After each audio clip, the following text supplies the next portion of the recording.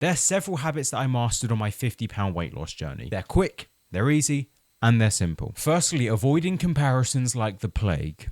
Everybody who loses weight and keeps it off, they all have one thing in common, and that's that they focus on themselves. They're not concerned about all the noise. Put it this way, there's always somebody who's more jacked than you. There's always somebody who's taller than you. There's always somebody who's more attractive. There's always somebody who lost weight quicker than you will. Why would you even put yourself through that? Because every time I look at a picture of Ryan Gosling, I honestly want to cry. Because it's very unlikely that I'm going to look like him. Now, I'm not saying that you cannot take inspiration from other people's physiques or their transformations. Just don't get stuck in the comparison game because you will drive yourself insane. That was a bar. Next up, stop thinking about when you will lose the weight. If you keep obsessing over the destination, you're going to miss everything that's happening right in front of you. For example, all of the daily tasks that are going to keep you on track. Just take things one day at a time, and that will have a cumulative and compounding effect that you will notice over an extended period of time. Focus on the here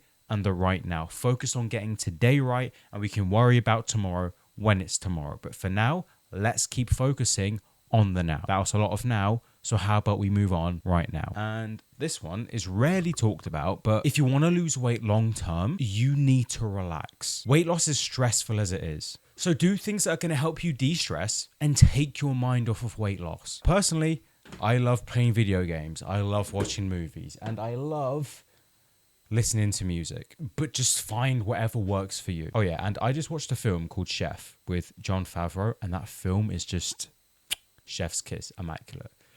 You know what? It's about food. So like, maybe if you're losing weight, then don't watch it. If you do have self-control, then I highly recommend. The next one is a non-negotiable, and that is getting a good night's sleep. Every single area of your life is going to become a whole lot better if you just get a good night's sleep, especially when it comes down to managing your cravings and balancing out our hunger hormones, ghrelin and leptin. Okay, you know what I'm going to say. Before you head to bed, try and limit your screen time. Maybe keep your phone out of the room. You can do what I'm doing, and that's put a blue light filter on your phone. And most importantly, get around 6 to 8 hours of sleep. And if you are finding this helpful and would appreciate insights like this every single day for the next 30 days, you can click the link in the pinned comment and I will be in touch. Now, a lot of you guys seem to be really enjoying it, and if you keep enjoying it, I'm going to keep doing it. So just do yourself a favor, click that link in the pinned comment, and you're going to have a much better chance of losing some of that extra tub. But something else that you can do to better the chances of you losing weight is roughly eating at the same time of day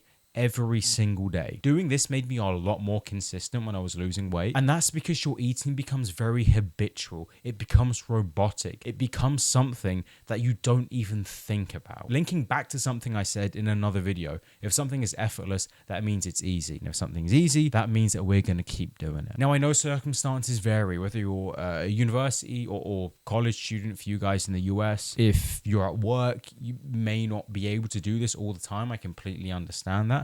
But where you can, just try and eat the same thing every single day. This one's really underrated, so like, don't overlook it. Now, if you are a person who is struggling to hit your protein goal, I highly recommend that you try this. And it's something that I call protein maxing. Sounds fancy, right? So what exactly is protein maxing? Well, it's just an extremely fancy and overly pedantic way of me saying just to front load all of your protein earlier in the day. Doing this is going to make hitting that protein target a lot easier, because as you progress throughout the day, you're not going to be too concerned about whether you're going to be hitting your protein or not, because you've already hit most of it earlier in the day. This can also allow for some flexibility in your meal variety, or maybe implementing some more treats into your diet if you're really careful and you're really strategic about the foods that you eat earlier in the morning. Now, like most things, there is no hard and fast rule, but I usually get around 70 to 80 grams of protein like in the morning, and that's my pre-workout and that's my breakfast. And then the rest of the day,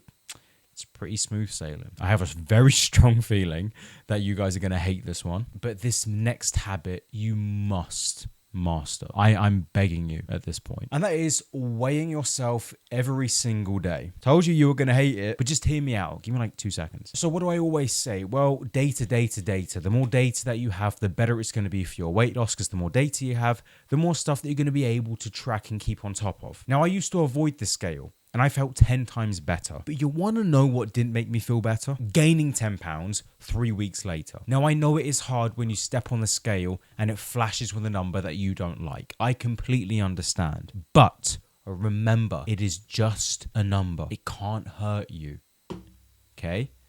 It only hurts you if you let it. Remember, the problem is not the scale. The problem is how you're perceiving that number on the scale. So track your daily weighings. Take a weekly average or a weekly median and compare those week to week, and you're going to feel a lot better and a lot more confident when stepping onto that scale, because you will now know that the scale is just a number, it's just a piece of data, and it is there to help me. So do not judge your progress solely off your daily individual weigh-ins, because it fluctuates a lot more than what most people would think. Now, mastering these next two was arguably, I'd say probably one of the most important parts of my weight loss journey. And this first one helps with fullness, and that's drinking 2 huge, humongous, Gigantosaurus Rex, that doesn't even make sense, glasses of water. Trust me, just do it. Do not question me. Do not ask me why. Just do it and you will feel full.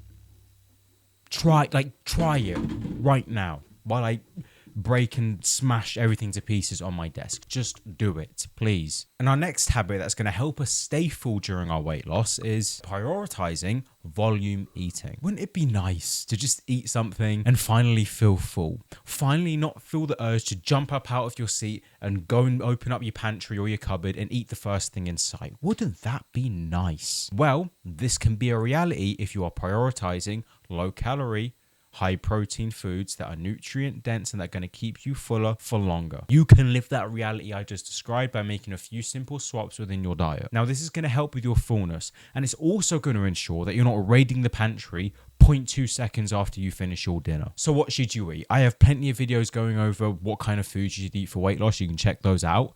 But a good place to start would be using some 0% fat Greek yogurt, utilizing artificial sweeteners that you can put in like hot drinks like teas and coffees, drinking diet sodas, having leaner cuts of meat, greens, berries especially are fantastic. But those are some just to get you started. And just because I'm that kind of guy, I'm going to give you a bonus tip. And that bonus tip is to, once you start hitting 10k steps every single day, every single week after that, you're going to add at least 500 to 1,000 on top of that until you can get to your max, whatever that is for you. So currently I'm averaging around 13,000 to 14,000 steps. Well, next week at the time of this recording anyway, I'm going to aim for 14,500. Now, does it have to be exactly precise on the dot? No, because it's not. But it's just a nice ballpark figure for you to try and progress on. You progress on it with your workouts and lifting weights, so why wouldn't you do the same for your cardio? But seriously, I've been doing this, and this has been coming in clutch on my most recent fat loss phase, so I'm really trying to lean out. Do not sleep on this, because it's good. And for the love of the Lord, please, please, please, please, please, just track your weights in the gym. This is the best way to measure your progress if you're in the gym consistently. This is the best way to measure whether you are actually gaining muscle and strength, because you have objective measures and objective values that you can go back and you can compare over time. I'm afraid memory or feeling just ain't going to cut it here if you are serious about your training and you are serious about building a nice, lean and aesthetic physique. Now, I'm not going to lie to you, doing all of this every single time in a workout can be very tedious, but once you get that first 1 to 2 weeks out of the way, you're going to be doing it like clockwork. Trust me on that. And if you are somebody who just happen to be a little bit lost and a little bit confused when it comes to working out for fat loss, I made a guide that goes exactly what you should be doing if you're a beginner in the gym trying to lose weight. And if you think something like that would be helpful, you know the drill by now, I would watch this iPhone edition. All right.